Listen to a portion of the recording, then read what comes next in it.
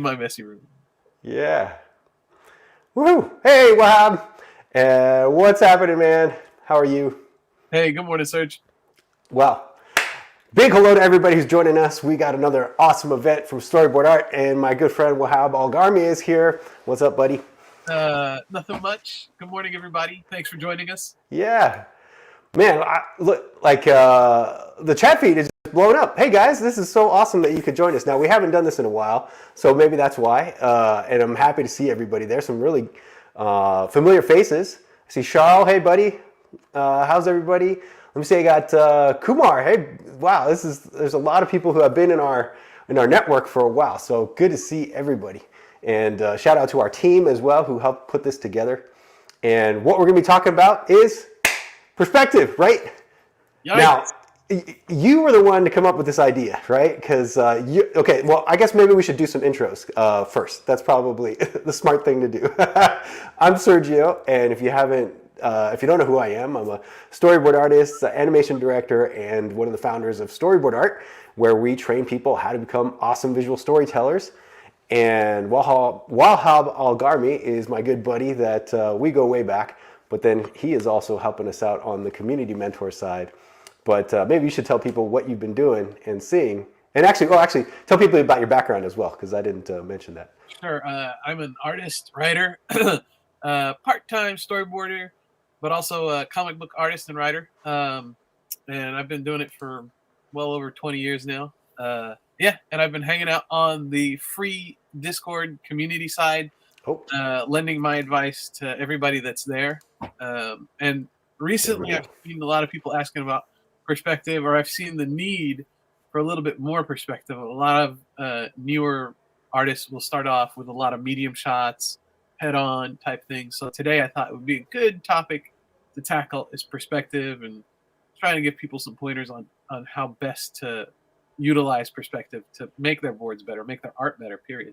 Yeah, I always say, man, one of the basic things that you need in your storyboard portfolio is to have really, really strong perspective. Like if you don't have that, that's one of the things I look at just right away. I can tell an artist, if you don't know your perspective, I can tell. It shows, okay? And you pointed out the forums that we have here on Discord. Go to storyboardart.org/forums and you'll be able to sign up there.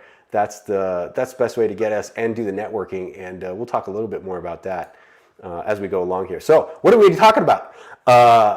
So we got a bunch of things, right? You have some things you want to show. I have some things that I want to give demo. We're going to go about 60 minutes. So we'll be here till noon, our time. And I have just samples going through 1 point, 2 point, 3 point perspective. And I actually want to get into 5 point perspective. Wahab, you were like, I don't know if we want to do that. But I think I think it's good. You know, it's fun to do that, to warp things and make it cool. And got a lot of samples, and we might do some demos. And we're going to be taking your questions. So stick around, and if you have any questions, go ahead and put those into the chat, and we'll bring them up on screen as we get to them. We're definitely going to leave some time for us to get to those comments and questions at the end too.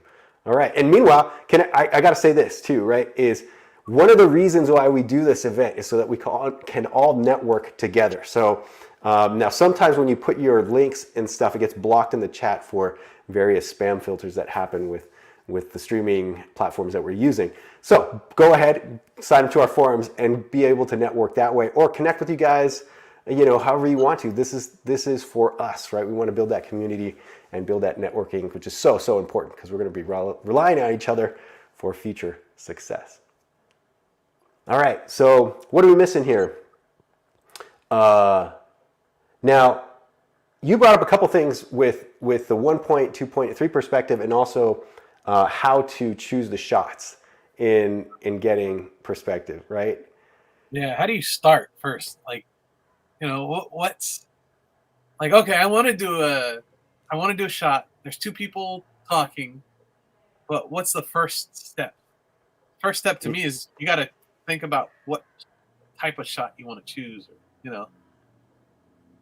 So is it going to be a 1 point? Is it going to be a 2 point? Is it going to be a 3 point? That's the first thing I think people have to think about. And then you go about how do I get that done? And I think so I wanted to do this too, is that let's do a quick review of the basics, because now I'm sure most of you guys on here know what we're talking about when 1 point, 2 point, and 3 point and all that kind of stuff. We're going to get into the shot choice and how to do that. But I basically, I just want to, can I run through this really quick, and then Wahab, you correct me if I go off here, but can I share my screen in a second? And now this is Autodesk Sketchbook, which I like to do little quick sketches in. Now they have some perspective features in this program. Have you used this at all, Wahab? No, I haven't. Okay. You're more into Procreate, right? Oh yeah, definitely. So, okay, basically I just created a simple box, right? And this is going to be imagine this is your storyboard frame. Now, 1 point perspective is basically what it sounds like, okay? But even before that, you guys should all know that you have to have a horizon line, okay? I'm just going to throw a random line in there. It doesn't matter where, but that horizon line, we'll call it H, okay? That horizon line is your eye level, and it's your camera height, okay? Hopefully you guys understand this part already. Now this horizon line, I'm gonna move it around here. It can be up high, okay? Which means that you're like on a cliff looking down on things, okay? Or you can move it down low, which means you're on the ground looking up at whatever, okay? Imagine a worm's eye view of that. Now you wanna choose where you wanna put it in your frame. You can put it in the middle, you can put it up high, you can put it down low, you can put it even off the page. We'll talk about that, off the canvas, so to speak, off of that frame. But just to keep things simple, that horizon line is super important. You need to know where it is at all times, okay? Does that make sense, right? That like, you know, the horizon is super important, okay? Now the 1 point perspective is this, you just put 1 point, okay? Can you see my point? In fact, I'll make it a cross, like a little asterisk in there, okay? Now that's your point. It's all going to one little dot in the middle, okay? It's just assume that. And then from there, you're gonna radiate lines. It doesn't matter where they're going, because I'm not bringing out the ruler or anything. This is all freehand. And they're all going to that 1 point. So imagine like you're looking down railroad tracks, and you're gonna see it all converge into 1 point in the distance. That's that 1 point perspective, okay? Now, let me back up and clear that a little bit, and I'll show you just very quickly what it means to have 2 point perspective. It's the same thing, you just double it basically, right?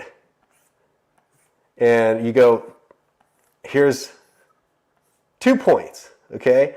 Now, because the points are so close together, they really are, even though, you know, you think, oh, maybe I have enough room on my big canvas here. It creates this kind of a warping in the squares. Imagine these are floor tiles or something, but it's just 1 point, 2 point. That's it. Okay. Now, most of the time, I was going to say most of the time, normal view, those perspective points are going to be further out from each other, right? Totally.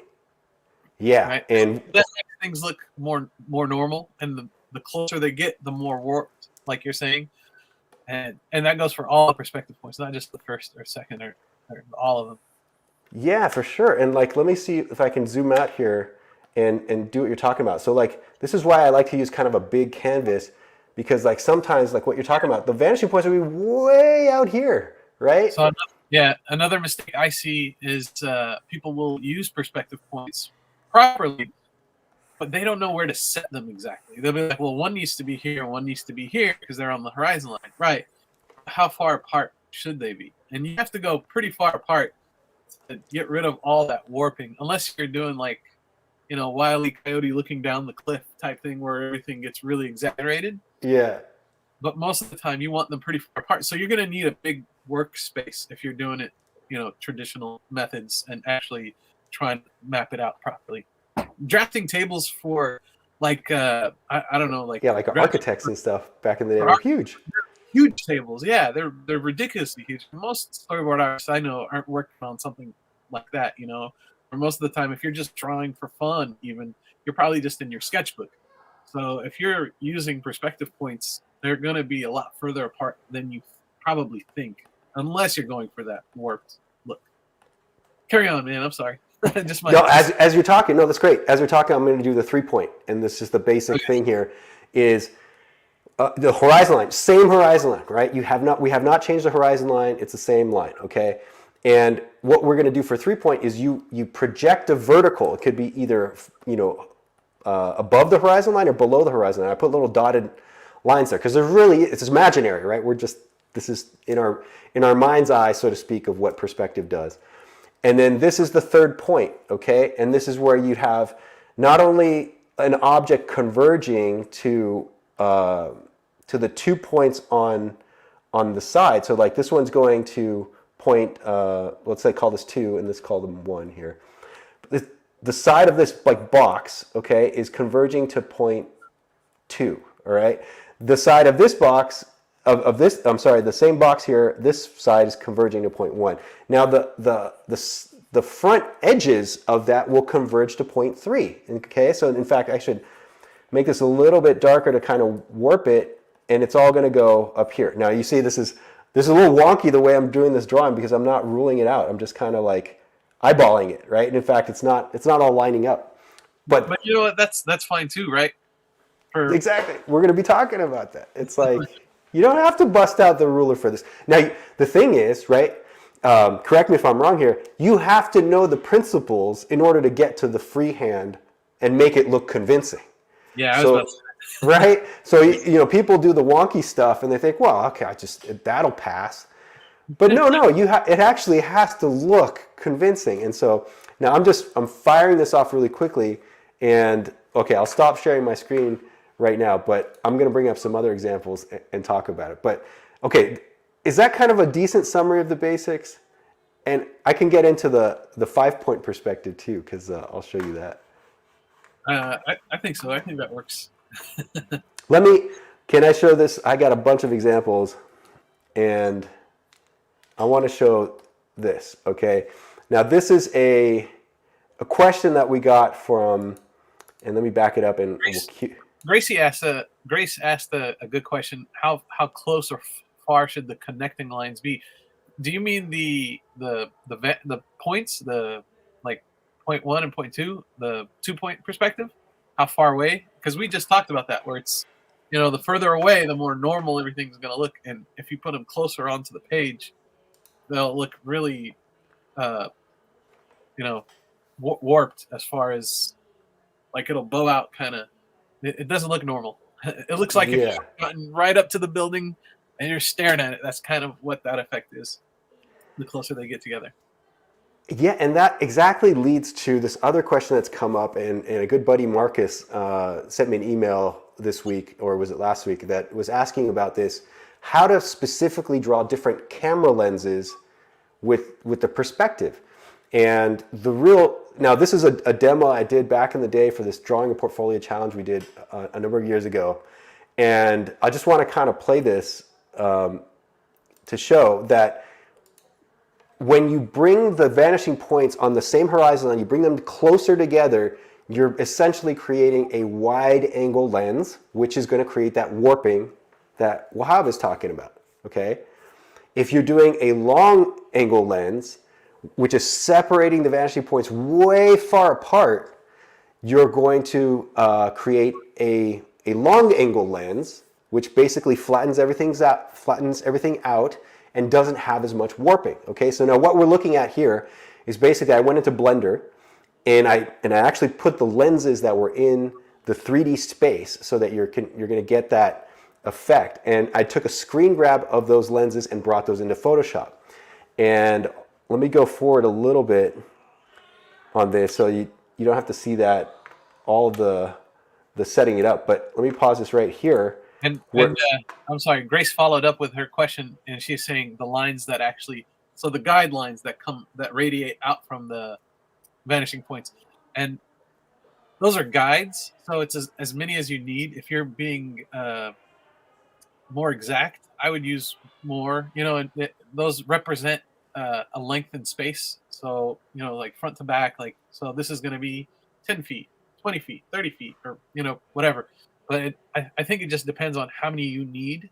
If they're too wide apart, then are they really helping you to make that perspective look convincing? Are they gonna, how many buildings you're putting in there, how many people far apart?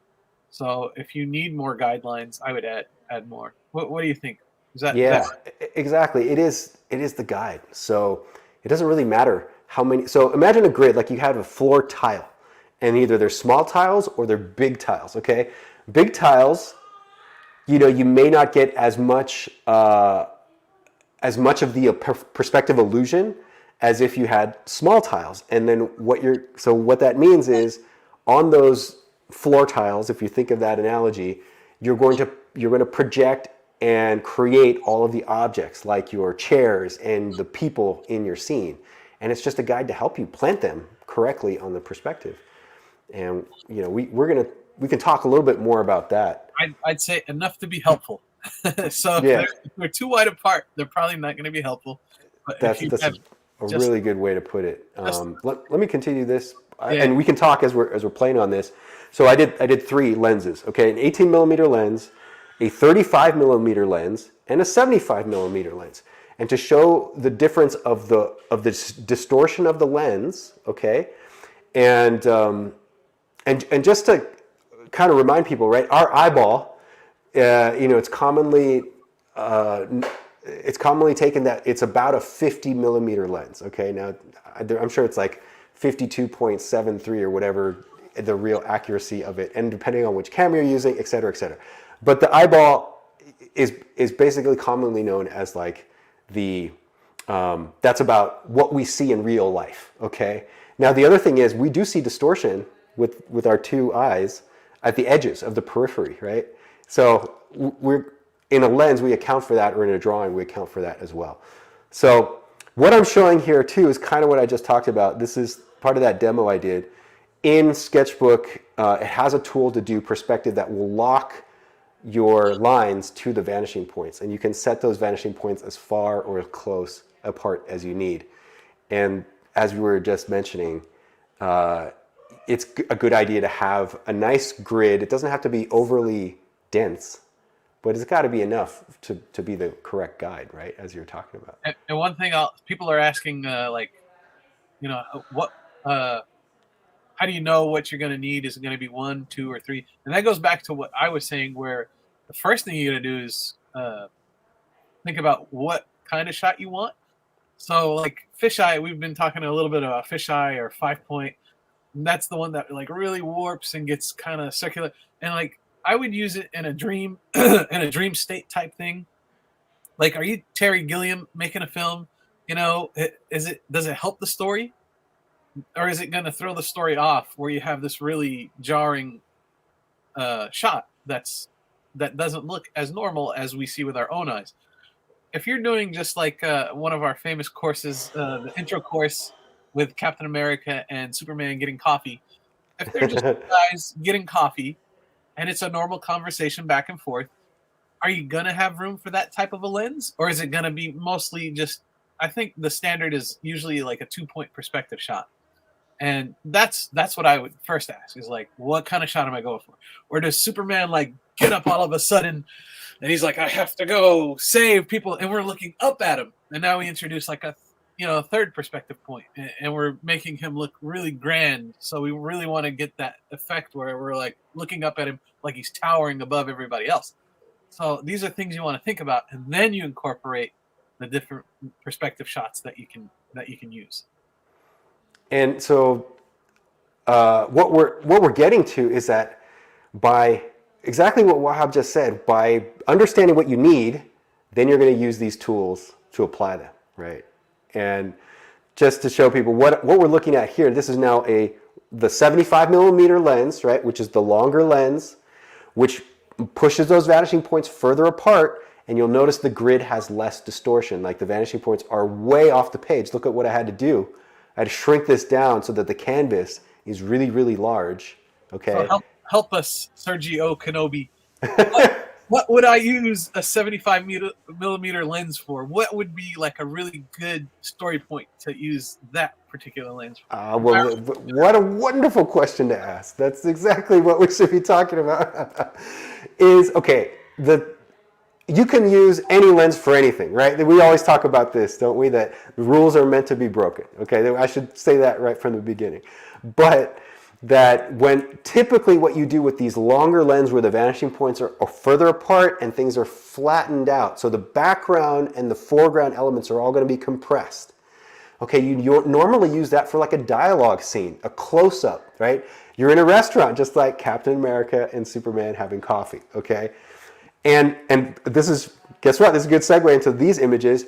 This is the opposite of that. This is from Raising Arizona, and I'm showing that now they're using wide angle lens because you want more, you want to see a bigger viewing angle. So this is, you want to see more of the background. And you got this bunny rabbit in the foreground, but then this like motorcycle that's coming out in the background. Or this, which is the same film, but it's got that like really wacky distortion, and they're using for comedic effect, they're using a really wide angle lens, and what that does, it creates that 3-point perspective. Well, really, it's a 5-point perspective distortion. Can you pause it for a second? We'll get into that. Pause it, yeah. Yeah. So, I remember this film. There are a lot of like close-ups of people in pain or getting shot or getting their toe stubbed or whatever, and they'd be like, ah, that type of thing. And I think, I could be wrong, but this is one of those scenes where they're in the room and she's discovering her baby is missing or something. Exactly. Yep. Yeah. So she's probably nervous. It's frustrating. As a parent, you're just like, oh my gosh, where's my baby? Where's my baby? So we're in a state of delirium here. So this shot in particular, we want to make it a heightened reality. So that's why that lens works so much. And the shot before that, wide lens, we have the beautiful Arizona landscape. We have the mountains in the back. We really want to get it all in. Another famous movie like that is Lawrence of Arabia, where they have these huge wide shots. Yeah, and I think there might be some of that in here. Oh, there we go. Speaking of which, yeah, there it is.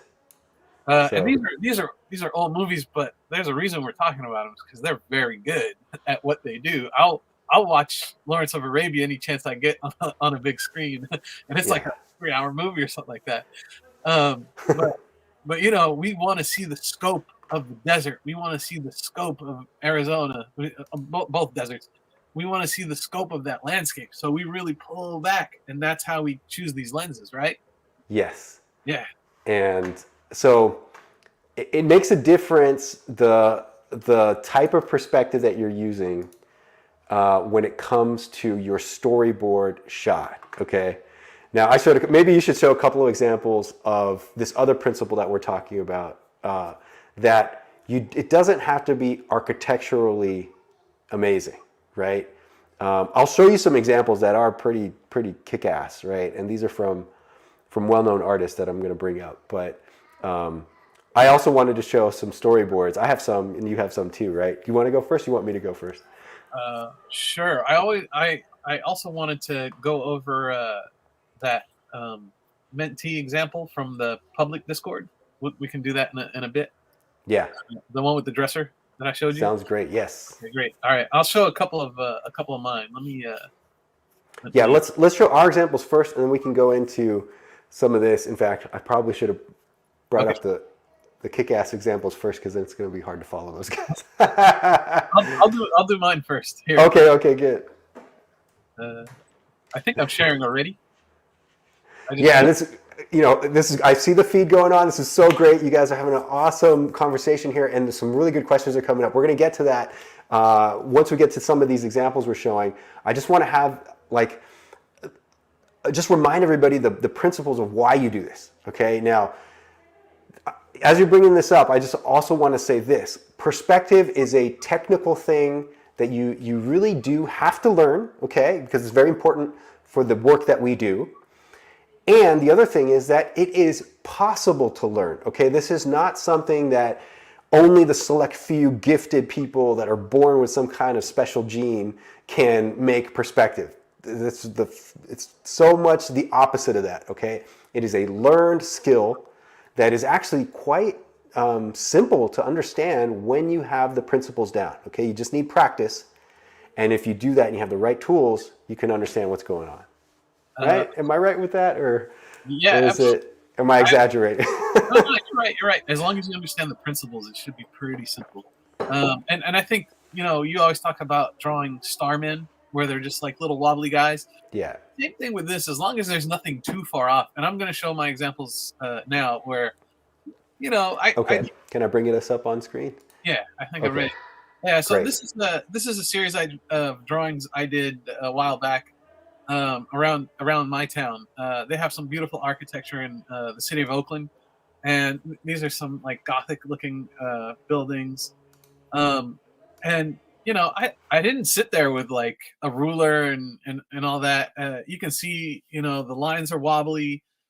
I think you can see my cursor. Like this wall is off for sure, but it gets the point across. So I have this gigantic building in the background, and that's the point. Is just the sense of everything. As long as Yeah. nobody's throwing it off, you know it's okay. It works and it does the job. And I think for storyboarding, as long as you're doing the job and getting the idea across, you're gonna be fine. But I have a basic idea. It's 2 point perspective. Uh, the the perspective points or vanishing points are far off. I used reference. I'm pretty sure I used the photo to get all the details and all that. But overall, this building is one giant block, and then there's two more, just Lego blocks, I guess. Right. Right. I have another example. Hold on a second. I like that one because there's foreground, middle ground, background, which I always talk about. That Yes. also helps push things and give you depth. So here's another one, and you can Yeah, see. I like this one. I can tell now. Like I probably didn't notice back when I was drawing it, but this line is off. It should be up a little bit more in line with these guys over here. This wall, my pen goes in a little and then comes back out. Even the windows don't always line up, but you get the basic idea of everything, right? Everything is, going back. You can follow the street. So the street goes back that way somewhere, and then this one goes back that way somewhere, and everything else tapers to those lines. And yes, there are angles, there are, triangular roofs and fire escapes, but if you bog yourself down in all this detail, you're gonna get overwhelmed. And I don't think anybody wants to get overwhelmed. Again, if you look at it, they're just blocks. Like if you just took the back building as one giant Lego block, another Lego block, etc., and so forth, and then you're gonna be okay. And you know what? You can even use, if you have an extensive Lego set, you can set up streets and use it to your advantage, and then get down and look at them. I'm a big fan of doing stuff like that too. But yeah, Yeah. Now you're bringing up a principle here, which is cool. Is the line weight? You mentioned this as well, right? Using thick lines closer to let's say closer to the camera, closer to the viewer, and then as they go back into the distance, you're going to use just a thinner line. Don't press as hard. Don't have, you can, if it's digital, you just shrink the line a bit. This set, not in particular, but in general, yeah, we can go over that. Where were the rules? We can stop sharing my screen. Okay, let me bring up some examples here too. I'll take that one off. Thanks, man. That's fantastic. I kind of want to take the stress away from people as they're doing this, as they're doing a perspective drawing. Yes, I mentioned at the beginning, you have to know your perspective, but once you understand those things, really what you want is just the illusion of depth, okay? But you don't have to break out your ruler each time you're doing it, okay? So I just want the couple storyboards I'm going to show here. This is from a short film I was working on. And you'll notice here, you see this blue, hopefully you guys can see that on screen, a light like non-photo blue thing that I'm using here. And there's a grid. I actually gridded this thing out. I do that a lot, okay? That's one of my suggestions for people when they're doing their boards, is that they're on a different layer, you actually draw the grid. Like, don't hide the fact that you're using perspective. And this helps me plant the buildings. Now, is it perfect? Just like Wahab was looking at, like this one is kind of going to this vanishing point here. This building is maybe going to the same one, but not quite, right?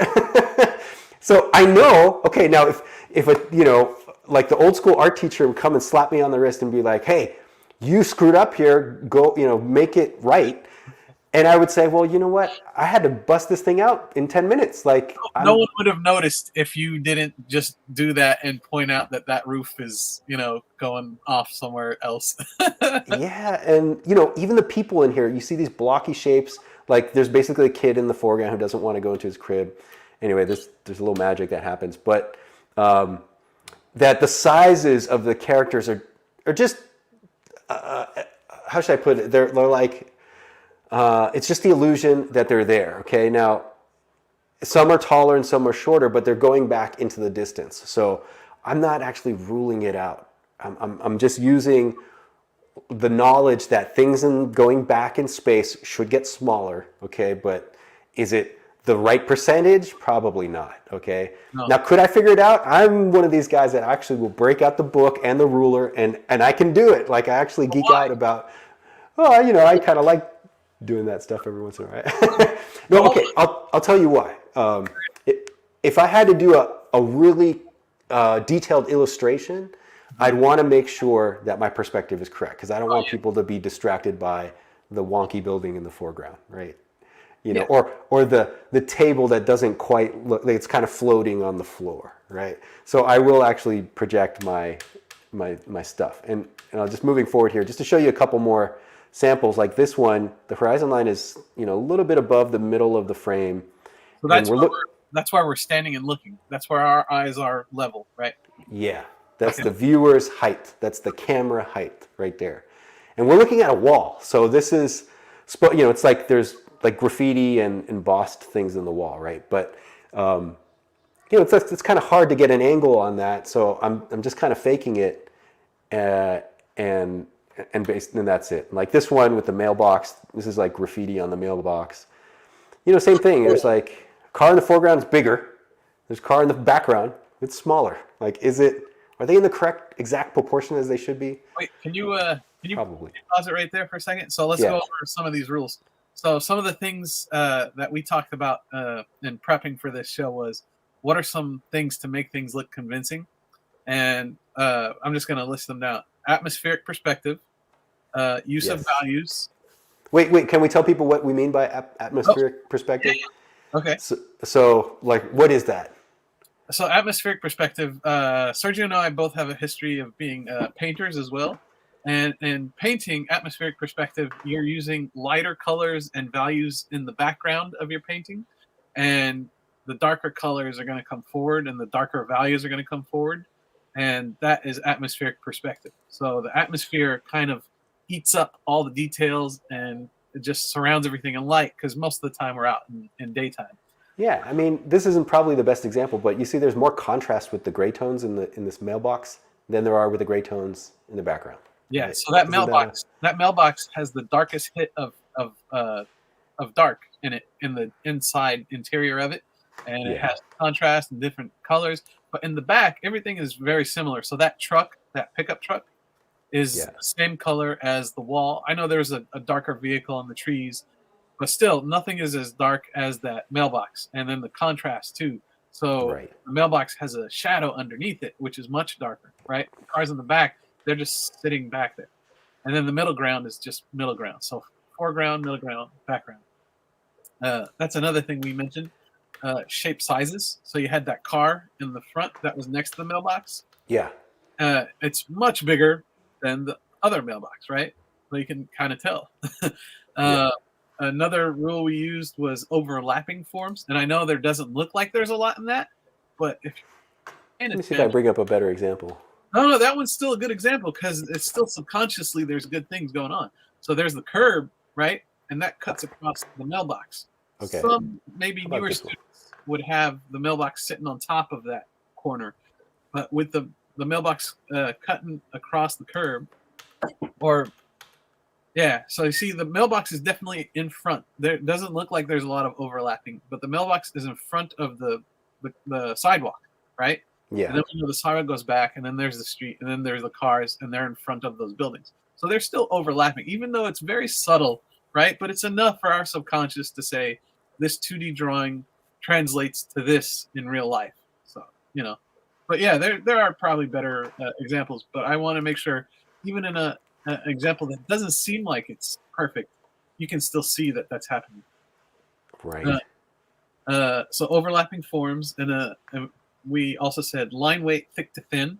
And I don't think there was a lot of that in that example, but you can keep going through if there's others. So line weight, the front objects, the line, pencil weight, whatever brush size you're using is going to be thicker, and the background is going to be a lot thinner. Yeah, let me bring up this image. Maybe this is actually a sketch I did in a sketchbook. So like I opened it vertically, so that's why there's a big thing in the middle, like the binding is in the middle. Uh-huh. But if you can actually, it looks kind of distorted, but this is like a big coffee shop, and I was sitting upstairs on the upper floor looking down. And I didn't actually draw a grid, but there's enough, I think, enough information here pointing to where the horizon line is. So horizon line is probably up here, way up high in the top of the page. It's probably along this line, right?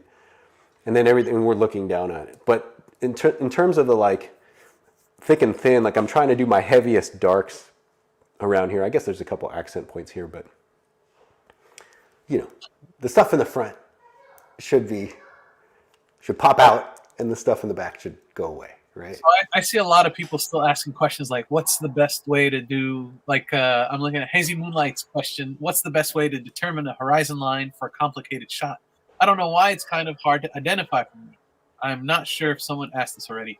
And again, I'll say you have to think about what shot you want to create, and then you figure it out from there. I had a great teacher back in the day, and we used to have like a little figure drawing class, and sometimes he would have the model sit on a chair. But he would tell us, don't draw the chair yet, just work on the character first, work on the model, and then make that chair fit that person, and it'll kind of help guide you. I think you want to think about like where you're looking at the person, where you're looking at everything. And just like with a lot of stuff, you sketch out stuff first. And at least for me, you sketch out stuff first, get a feel for it, and then you use the perspective to make sure everything's correct. Or if you feel like something's off, then you check your perspective, right? But most of the time, like I said, you're not going to be. We do what 100 drawings a day, not technically, but you're doing a lot of drawings a day.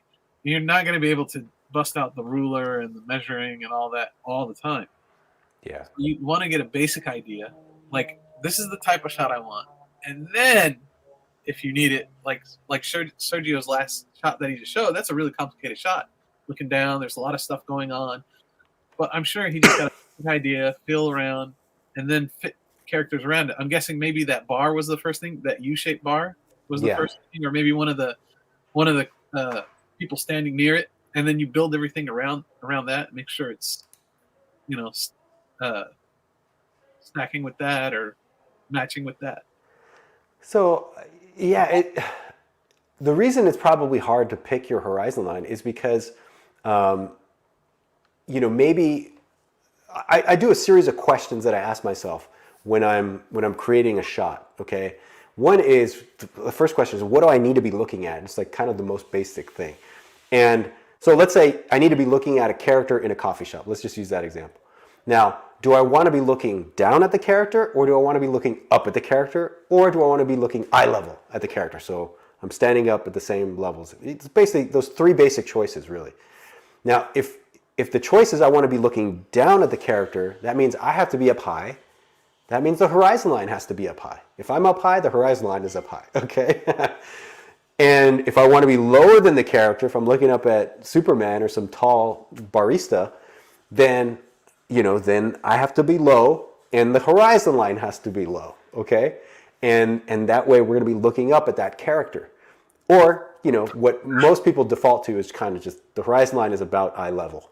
And, that's about what, let's say 6 feet off the ground, 5 or 6 feet off the ground, basically, which is probably the most boring way to put it, in my opinion. But so I have another example from one of our.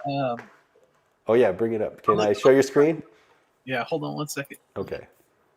Let me pull it up. And then I have some. Now, it's probably good that we're showing this actually first, because I don't want to intimidate people when you start seeing like the rock stars draw the crazy, amazing perspective. And I'm going to show you some of those just so you get inspired. But I'm going to break it down for you so that you understand what they're doing, hopefully. Okay. And we'll get to that in a second. All right. Should I bring this up? Yeah. So this is from one of our users in the Discord. So if you have not joined our Discord, I highly recommend it. While we do sell the mentorship as a course, we also have the public Discord, which I'm a mentor in, and I try to give advice at least once a week, and we have conversations. And this is and there's a ton of people in there, not just you, right? It's like I'm not alone. Really great network. If you need help if you want support, if you want just some general love from So storyboard artists.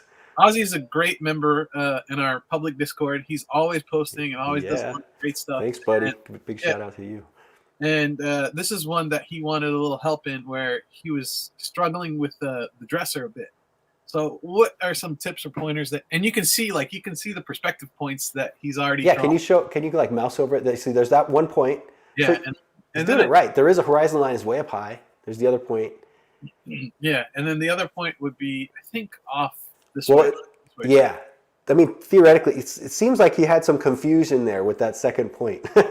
No, actually, we go back this way. I think, right? Yeah. Yeah. And then there's a third point right down at the bottom of the page too, right? Yes. So what can you help? And he wanted to. Well, let's work on this first, and then we'll talk about what he wanted to pull off. But yeah, what do you see that you could possibly fix in this?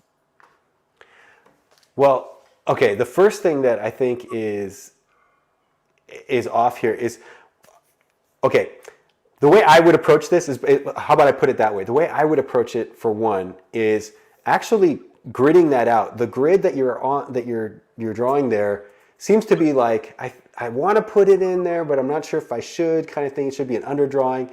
This is where digital tools kind of help in a lot of ways, because you can throw a layer on there and it's not going to affect any other layer. Now, I know this looks like a traditional piece, but even in a traditional piece, that's why I would use like a non-photo blue, which is a very light blue color that you put in the background. It kind of goes away later. You can even erase it in the end, right? So he definitely gridded it out. I can see a grid on there. There's a grid there. There's a lot of grids. Yeah. So my critique there, or my comment would be, if you're going to do the grid, do it bold and do it like with some confidence, okay? Because it seems like kind of shaky, like in the upper right where that magic powder bottle is. Looks like you almost had one vanishing point there, but then there is another one that's going off. You're talking about that right there? Yeah, like what that one seems like. Was that a false start, or is that part of the problem, that you thought that should be the vanishing point, but then later on with the cupboard or that bookshelf that's in the foreground, it looks like it's going off into another direction too. So, okay, that would be my first thing to do, is just establish correctly your perspective grid. That's supposed to help you there. And so my take, you had a couple points too, right? Yeah, if this is the vanishing point for this, and it looks like it matches with this corner, but it looks like it matches with the magic powder, but it doesn't match exactly with the dresser, because this would go off this way,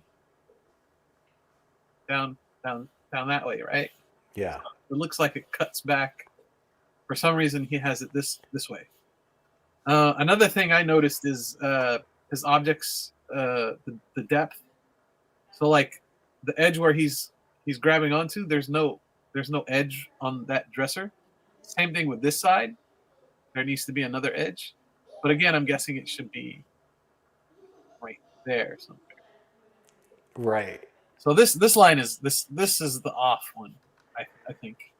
Another comment here too is that you're probably putting the vanishing points, even though you want to get that warping effect, you're probably putting the vanishing points still too close together. I would actually push them further apart, and you're still going to get a nice dynamic angle, but it's going to be easier to plot out, because with those vanishing points so close together like you have them on the picture plane here, you'd get just such an extreme warping. It'd be like a really fisheye lens. Like everything would be bending because it's so close to the lens, really. Yeah, again, I think that's part of working. Like I said earlier in the presentation, where when we work at our desk, we have those vanishing points so close together, and we don't realize that we need them much further out for most of the drawing that we do, right? Right. And here he has it basically on his page when they should be much further out. Same thing with the bottom one. Like he's keeping them on the paper because that's what's convenient for him. You're right. Let me see if I can. Well, can I bring up another example? Yes. Now, can we go into something a little more complicated? Uh-oh. Yeah, this is from. Guys, he's scaring me. Now, I just wanted to point out this because it's not not to intimidate anybody. But now this is from an artist, Alberto Mielgo, who is well known for some of the Love, Death, Robots recent stuff that he's been doing.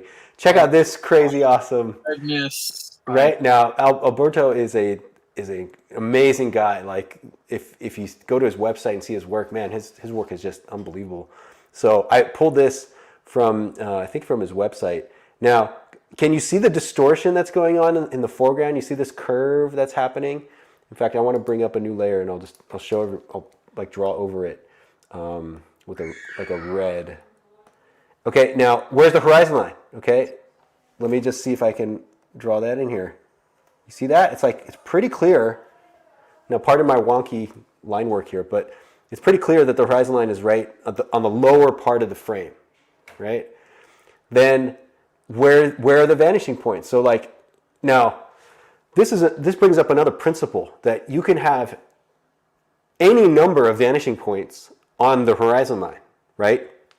We're only talking about the basic 1 point, 2 point, 3 point perspective, which this still kind of goes, it kind of goes to a 1 point that's roughly like here, okay?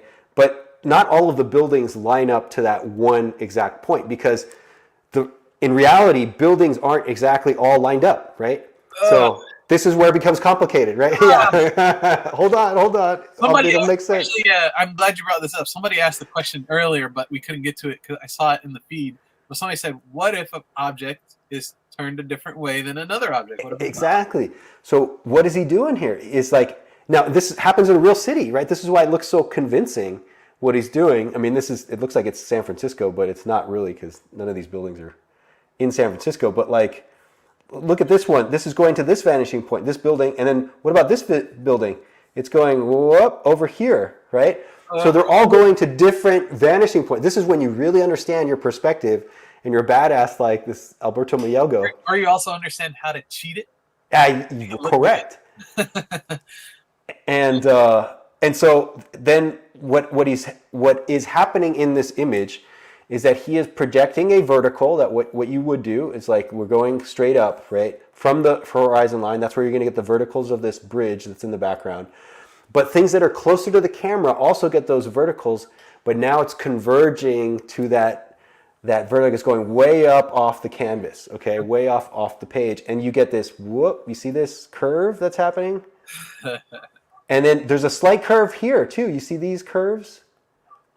And this one also has like a little bit of a curve, right? So it's really complicated. This is a very complicated shot. Now this vanishing point is going way off onto the right edge of the screen. So you have different vanishing points for different objects on the same page.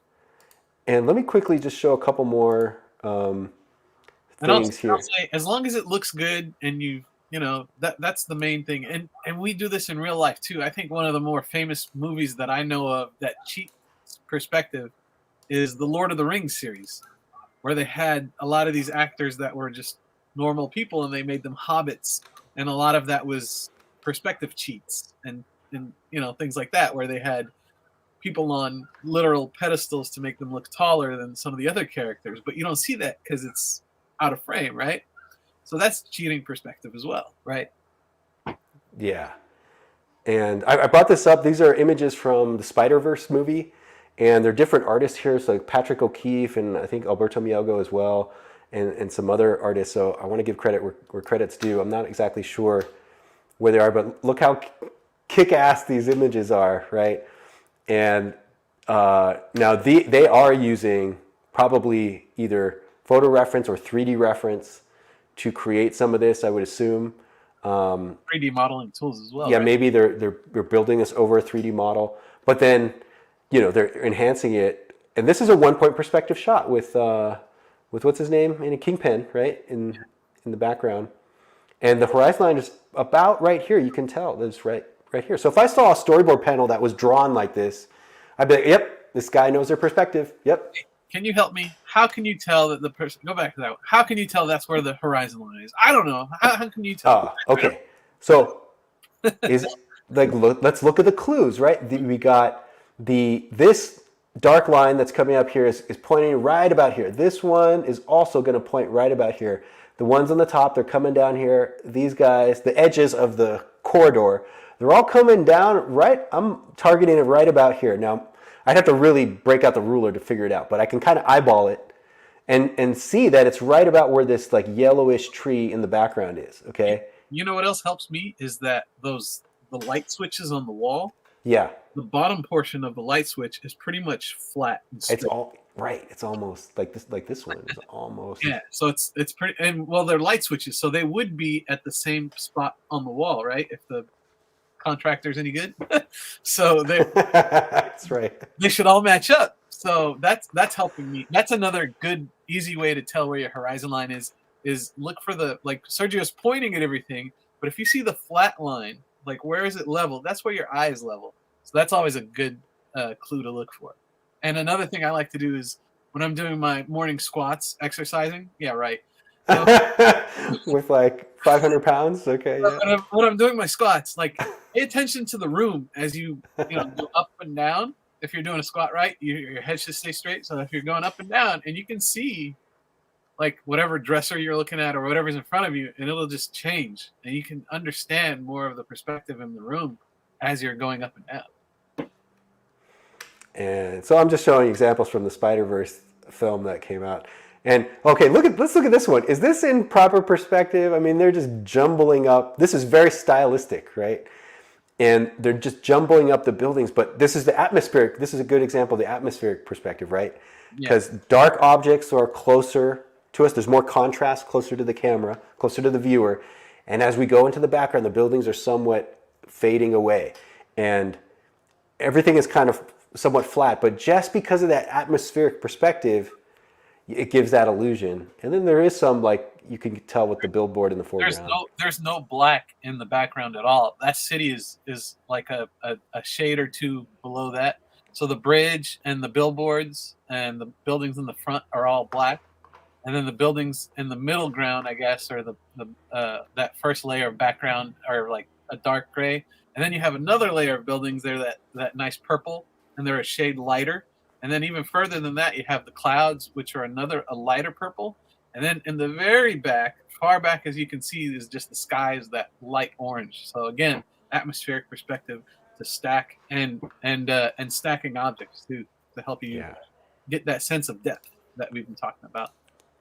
All right, man. We try to pack as much of that in here, but I did want to get some time to questions. How about let me pull that up, and as we do that, I want to just make sure that we're covering all the major topics that we wanted to cover. One question is what was forced perspective again? And that is what you're asking. It's when objects start to curve or bend, or in a nature scene, let's say in a forest, how would you find the horizon line? Again, horizon line is always where you're looking from. So you think about the shot you want to do. Do I want to look up? Do I want to look down? That's where your horizon line is. It's always going to be where your eyes are. So most of the time, I saw this prepping for this event today. I'll throw the links. I have some favorite perspective videos, and one I saw this couple yesterday. European, they explained the horizon line very well, and no buildings or anything, but it's just talking about people. So most people, if Sergio and I are the same height, our eye level is going to be pretty much the same. And if you stack us, like I'm in the foreground, he's in the background, our eyes are going to hit that horizon line together. But if you have a basketball player, they're going to be taller. If you have a baby, they're going to be shorter on that horizon line. Same thing with the trees in nature. Most of the time, if you have a horizon line and you're just a normal person looking straight, the tree is going to be above that horizon line, right? Because trees are usually bigger. If it's a bush, it's probably going to be below that. So in nature, that's how you would do it. Find your horizon line. Where am I looking from? I'm looking right here. So my horizon line's here. And then straight across, there's the ground as far back as I can see. And then you add the elements from there using that as a guide, right? Yeah, that's a nice explanation. Now, if any of this stuff is like confusing to you or you don't quite get it, one of my recommendations is seriously go get a good book on perspective. And there's a couple that I recommend. Now, you have to kind of be in the mood, right, to read some of these books. because it's like, again, this is a technical thing. It's not the fun drawing where we're coloring and sketching and doing all this kind of stuff. You actually have to do something technical, okay? So a couple of books that I recommend are, I really like Figure Drawing for All It's Worth by Andrew Loomis, and it has in there a section on perspective of drawing humans, drawing the figure. And I really like the breakdown there. And if you can get through that book, which I think is super, super valuable, I learned a lot out of that book. I think it'll be very helpful. The other one that's like you really have to be in the mood for is Scott Robertson's book on how to draw. It's that's the name of the book, but it is it has a lot of, it goes very deep into how to like rule out your proper perspective with cars and buildings and spiral staircases and all of those things that, you know, where you're going to get to the Mielgo level or the Spider-Verse artist level. That's where you need to know that, okay? And maybe you guys can suggest some books as well that can help out. Bethan Wegner recommended getting a hold of a 3D program, but I would say, oh, good point. I would say though, like know the basics first, right? I don't want anybody to get overwhelmed with like a program or anything like that. But if you get the idea of like this is a horizon line, or you try to understand the first question is really like what kind of a shot do I want, and then you build from there. That is, I think, the most important thing. And then in the end, once you're done, does it look good? Another question we got was like a painting, should a board be drawn background to front? Is that what do you recommend, Sergio? I usually jump into characters first, or build it all together and then in one layer. Man, yeah, that's a good question. It really does depend on the shot. Like most of the time, I default to actually throwing in the horizon line and doing the background and then building it up that way. But if you have a focal point that we're talking about storyboards here, so when I have a focal point that needs to be the highlight of that shot, like a character, I need to see that expression, for example, or I need to see the close-up as they're sitting in their chair, then I will draw that first, and I will figure out the rest of the perspective afterwards, okay? So that makes sense. I can kind of go back and forth. You should, you know, I guess the real advice here is you should be able to go back and forth from either starting with the background or starting with the foreground. Now, the reason why not all the time, any one of those methods will work all the time is because of the shot. Like sometimes if you start with the background and then you get to the foreground where your character should be, it may not fit in the right composition.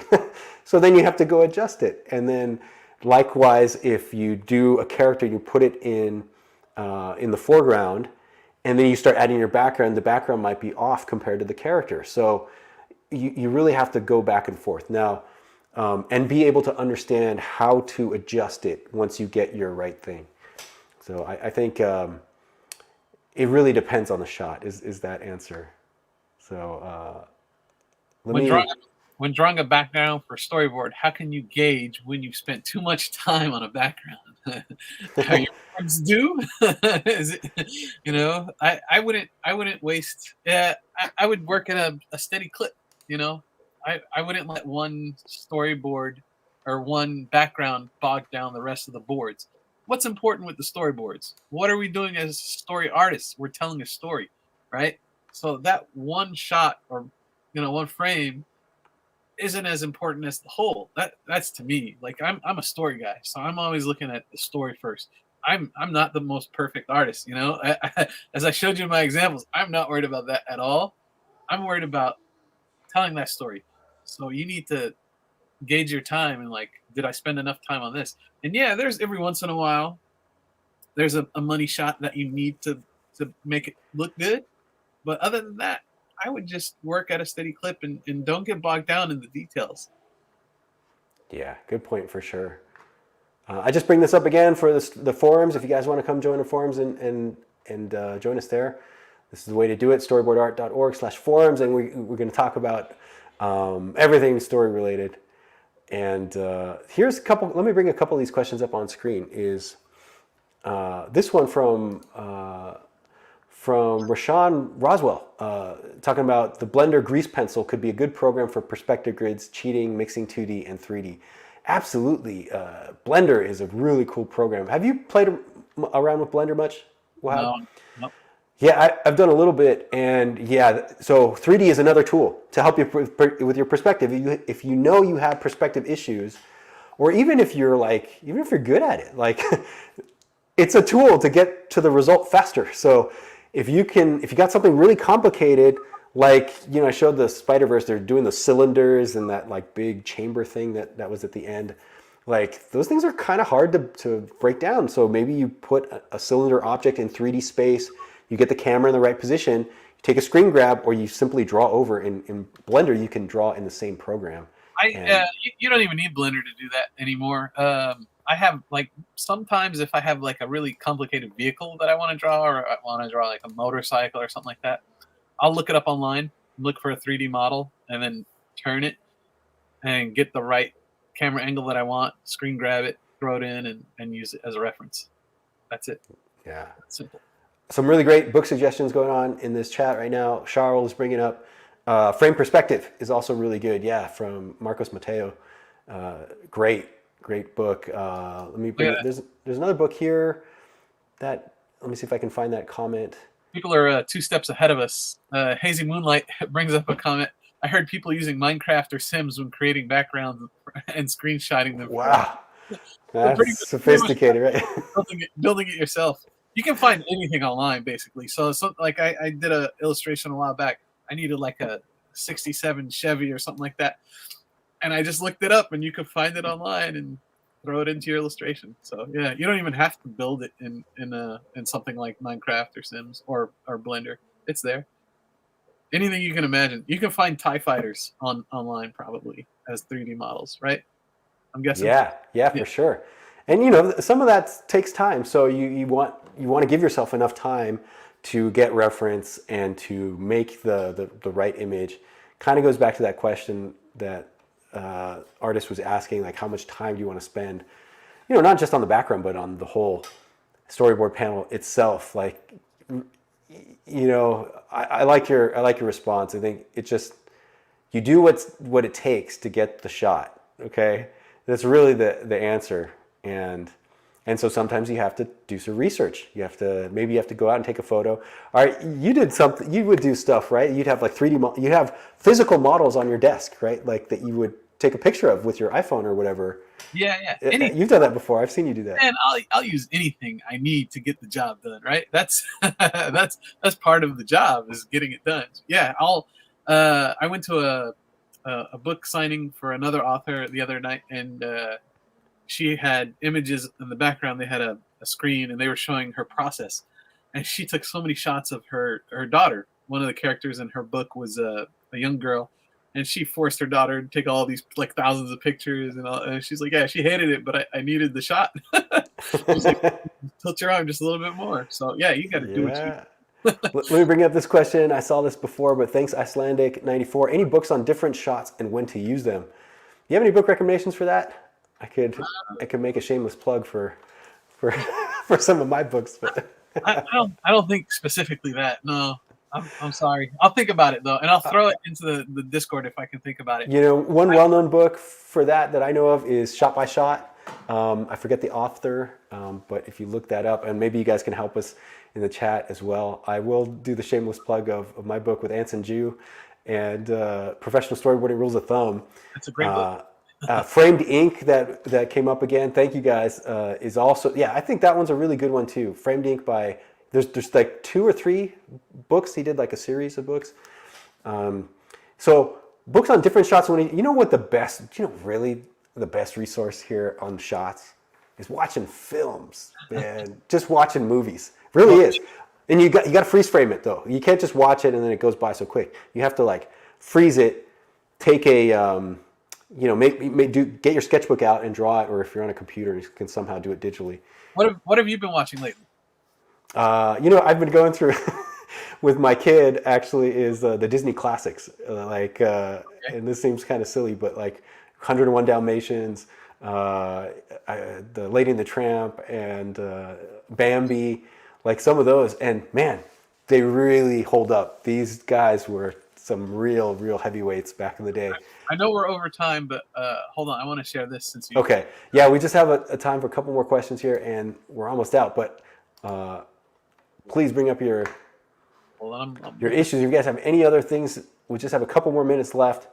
Now, I will point out one more thing as you're pulling that up is, if you really want to get into this stuff, we have a free intro course, okay? Intro to storyboarding that is still up on our website. You guys can still sign up for that. Wahab is one of the people that helps mentor and coach, and then along with the rest of the storyboard art community. And the interaction there is just fantastic. And of course, I'm one of the people that put together those lessons, and I'm on there as well to chat with people. So go to bit.ly, we have a short link here, bit.ly/intro to storyboarding, and then you'll see the sign up for that. It's free, it's a lot of fun, and I really want to take the pressure off people if they want to get into storyboards and want to do this for a living, just to show people how and what it's all about. And we really dig in there. We had some nice, it's very flattering, some of the comments that we get from the material that we put together, because Pixar has a similar course that they have, and people have mentioned that they like our course as well. So thanks for that. And yeah, and some of the guys, a big shout out to our mentorship users. We have also a program these are for the people that are really serious, and it's great to see you guys on here. So thanks for everybody showing up here, Charles and Chad, who's one of the moderators on there as well.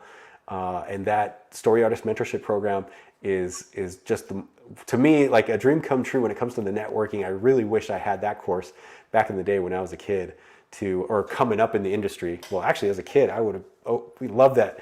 You and I were talking about the other day, right, Wahab, that we would have died for any kind of thing in high school to just have an internship at Pixar, or just the opportunity to meet somebody who was working in the industry. Which nowadays is available, and you can get all of that stuff online. And so, that is one of the reasons why we created the content that we're doing here, so that people have access to this stuff, and it's not this mysterious information that you really have to learn, the hard way. So I have I teach perspective workshops sometimes, and one of the lessons that I like to talk about is atmospheric perspective. So I have a couple of really good examples. I forgot I had them. I had to dig through them. But let me see if I can share these real quick, because they're worth it. Okay, cool. Yeah. Share screen. And I'll bring up the forums one more time, because the other thing I will mention too is that you guys want to build your community, your personal brand, or any kind of sharing with social media and stuff. This is one of the greatest and easiest, low-hanging fruit type of ways of doing it, because you join our forums, and the interaction there is so cool and really, really worth it. And again, it's free. So while you're talking about that, I'll say join us in Discord. I have a monthly art challenge that I like to throw out there, and it's always something wacky, and it's not always something you would think about on your own. And we go over those examples. Right now, we're talking about a hookup shot. And the month before that, I think, was building backgrounds and building foreground, middle ground, background. And there's a community. People share their portfolios. They share their tips. They share books. Everything that we're doing right now, we do on Discord, and it's always active. It's always going on. So please come and hang out with us. So here I have this. I think it's on right now, right? Yeah, I can see that. The Flash. So this is The Flash by Scott Collins. I think he's a great artist. I love his detailing. And you can see this is a lot of stuff that we talked about earlier. He's got this beautiful perspective shot. There's thick to thin. You can see it in his leg right there. That is some of the thickest line work going on. And then in the back, they have just the outline of this building. And there's atmospheric perspective with the colorist, right? So the biggest contrast is going to be in the Flash, where he's got dark darks and light lights. And then in this building back here is just a light, and then the white of the background. And then you have the great master, Bill Watterson. You see the atmospheric perspective in that left shot, even in the right shot too. This tree doesn't even have an outline. And then this tree's got this thick, huge honking outline. Same thing with these mountains over here, thick honking outlines. And, his perspective is, I'm guessing it's probably 100% right, because this guy's a master. But, and you can see they all go kind of to the same vanishing point. And you can see the layers of the rocks, and those are probably broken down properly too. You can see the top of these rocks. You can't see the top of that because our eye level is about here. Oh, uh-oh. In fact, here, I'll bring it as you're doing that. Somebody's asking about you, and as we're winding up here, let me see from Tony D'Souza at Wahab. Could you share details about your workshop? Where can they find you and more of the stuff that you're doing? Oh, this presentation is well. Right now, I have a different class that I'll be teaching locally in life. So sometimes I teach in person. So where's that? The next place I'll be is you know what? I'll plug PLCAF. PILCAF is the Peninsula Library Comic Festival. And that's happening next month. There's going to be a lot of awesome presenters. If you're in the peninsula, San Mateo, Half Moon Bay, San Francisco, that area, come check it out. There's going to be like a little mini comic convention. I know there's a big Comic Con right now, but that'll be next month. And then there's going to be a lot of awesome presenters. I'll try to find the link to it and throw it up in Discord if people want to come and say hi. And my particular workshop is on editing. How to edit stories, and it's for kids, but it's a fun one. So one of the lessons that I like to do is how do you edit your story? Like kids tell this rambling story, and I try to boil it down by using this really simple example. Sometimes I like to say I get a haircut. Kids like that because it's funny because I don't have any hair. But like I'll set up all these panels, and it's like shot 1, shot 2, and it'd be like this really long. Like I wake up. I get breakfast, I go get in my car, I go to the barber shop, I sit, I wait for my turn, the barber's cutting somebody else's hair, and yada, yada, yada. And then we start editing that story down. I'm like, I'm getting a haircut. That's the story. So we edit it down, and we get to the point where usually I get them to where it's just 2 shots, me entering the barber shop and me exiting the barber shop with a clean cut. And I'm like, that's all you really need. It's 2 shots to tell that particular story. But then if you want to tell a different story about how my day went, I had a bad day or something like that, then you add shots, or how I lost my money, or the barber was really mean, or whatever, you add shots in. But if you're just getting a haircut, it's just those 2. And it's a fun workshop, and the kids are always happy to erase all the work as we get down to just 2. And this particular the screen that I was sharing was perspective. It's usually for kids. Sometimes I'll teach after school too. But yeah, online I'm on Discord with you guys, so I'm sharing my thoughts. Hell yeah. Yeah. Come and find Wahab there with us. All right, guys. Well, I think that'll do it for today. All right. And any last words of advice you want to give these guys? Come hang out with us in Discord. And the biggest advice I have is don't get bogged down with the perspective. Don't worry about it too much. I think even that example from Ozzy, where he had the dresser with the stingray and the reindeer. It's still telling the story. They're still trying to reach up on that dresser and get whatever that thing was, and that's your story, right? And you want to keep moving. You don't want to spend 5 hours trying to get that shot just right if it's not that important. So don't get bogged down. Don't stress out about it. We want people to keep drawing and keep doing this. So that's my biggest advice. What about you, Sergio?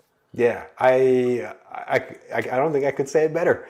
Like the point of perspective is to tell a story. Okay, so great advice is like don't get lost in the weeds of the details of perspective, and just remember that the real important thing is what you're putting inside that perspective shot. The perspective thing is not the story necessarily.